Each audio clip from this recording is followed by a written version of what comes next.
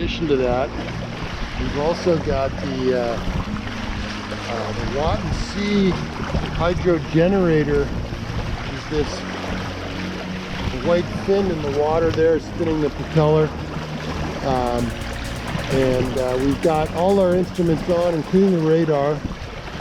And with the wind vane steering at this boat speed, we're actually in the positive about between 1 and 1.5 amps consumption right now. So it is really a great equation for long passages where batteries are an issue, charging is an issue. Okay, we're going to talk about the Watt and C power generator. I've got the Watt and C 300, which is mounted on the back of the boat here. So there's two versions. There's a cruising 600 and a cruising 300. I've got the 300 installed on my boat. It's actually quite simple, really, to operate. It's held up in place, so normally you would be underway, but it sits in this position. For when you're not using it. There's a couple of ways to mount it onto the boat. I have got the mounting bracket that pairs it with the hydro vane, as you can see there. You can also get a D bracket to attach it to the back of your boat. I like the idea of having it mounted on the vertical shaft because it avoids an additional couple of holes in the back of the boat. As well, it kind of makes a bit of a boarding ladder on the back of the boat in an emergency, and so it's actually quite simple to deploy. The bungee cord really is just for as a backup to hold it in place. You basically, and again, you'll be underway when you do this. I've got it held up here. There is a cleat there, but this is the rope that you use to pull it up, and normally it's cleated in there, but to lower it down, you release the cleat, and you basically pull it down with this 3-to-1. There it drops. Now, so what's one of the interesting elements out of this is okay, look, and there you go. I just dropped the line in the water, so you don't want to do that.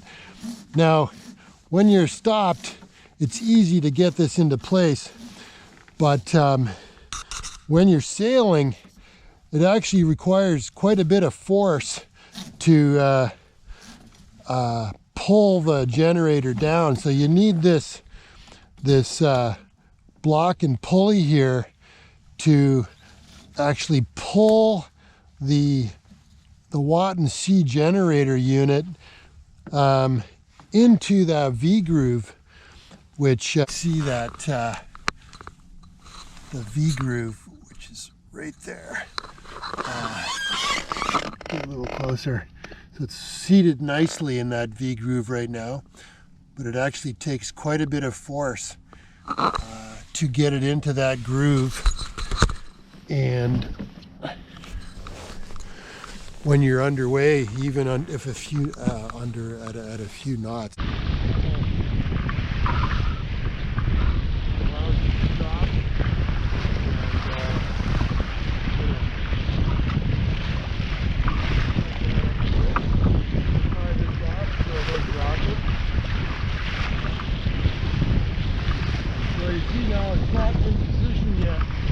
This is where you need the pulley, the block and pulley here to bring it into the notch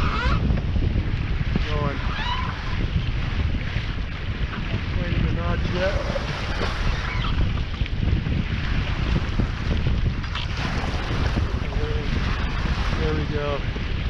Nicely into the notch. So that's holding there now. So you definitely need this pulley arrangement. And so of course my rail here was too low, so I actually had to make I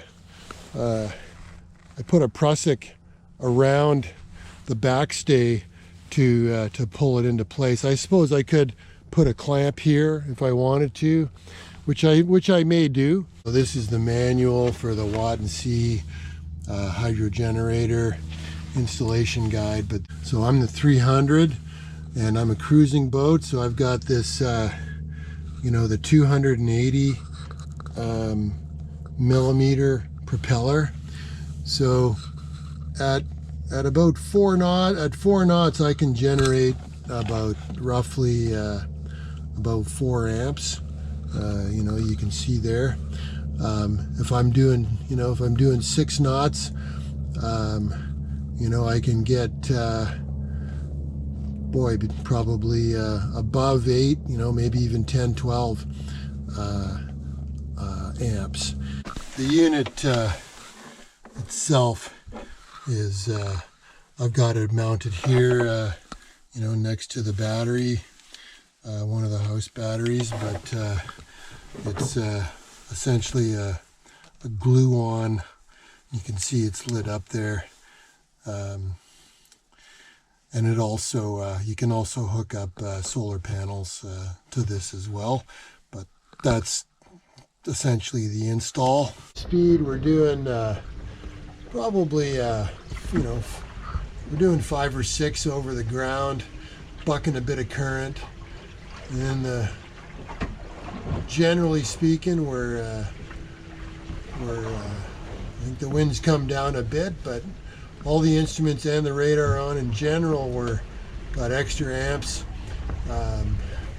Going negative a little bit, probably up the the backs of the waves.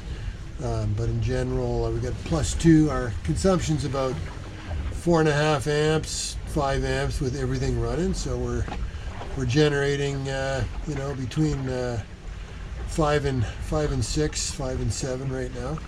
To raise this up, it's actually quite simple. Now you're underway, but when you're underway and you let this go, of course the Watt and C will swing. And to bring it up, give yourself some slack on the pulley, and then you're going to get the up line and put the up line in the cleat, and then you're literally just pulling on it. And I got to give myself a little more slack on the cleat there. And that brings it up to there, and then we'll tie this off, you know, with a backup. I'll just do a 1 round turn, 2 half hitches, and then I just have an old bungee cord that I used as a backup as well, and swing it around. And that also stops it from, you know, from flapping around, because it is on a pivot. That just holds it. And there, it's as simple as that to deploy it. And, you know, this is, when you're not using it, it sort of sits there. If you're not going to be using it for extended periods of time, it's pretty easy to undo. You just undo the bolts on the pivot there, and there's literally a quick connect right here. So you can take the whole thing off if you like. Pretty easy to take off. It's probably 10 or 15 minutes if you're at the dock. A little harder if you're in the water because you're going to be upside down, but that's essentially how you get it out of the water.